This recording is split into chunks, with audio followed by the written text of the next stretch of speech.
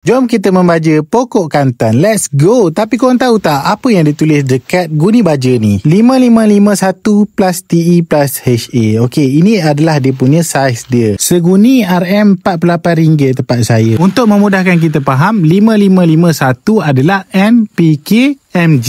TE adalah trace element dan HA adalah humic acid. Saya dah sukat siap-siap 150 gram untuk satu rumpun. Kita tabur keliling pokok hujung daun. Sementara saya membaca tu, saya terangkan sikit nombor-nombor tadi. 5 tu adalah 5% nitrogen, 5% P2O5, 5% K2O, 1% MgO. Nak mudah lagi, dalam 1 kilo baja tadi ada 5 kilo N, 5 kilo P, 5 kilo K dan 1 kilo Mg. Jadi apa fungsi NPK ni? NPK ni paling mudah sekali. N ni untuk daun, P ni untuk akar, K ni untuk buah. Selesai membaja, nak hujan pula. Alhamdulillah dapat dia meresap semua unsur tadi. Lepas tu jom kita tanam kaktus. Sebabnya kaktus kat rumah tak ada yang berjaga, baik kita tanam kat sini bagi dia bebas hidup dengan aman sentosa. Nanti dia besar boleh kita biar-biarkan. Monyet tak kacau rasanya pokok kaktus ni. Semoga faham lah ya saya terangkan pasal baja tadi. Harap-harapnya lah. Ngapa dia tulis 15-15? Ngapa dia tulis 16-16? Jadi kita tahu apa yang dia tulis tu. Okay guys, semoga bermanfaat. Bye-bye.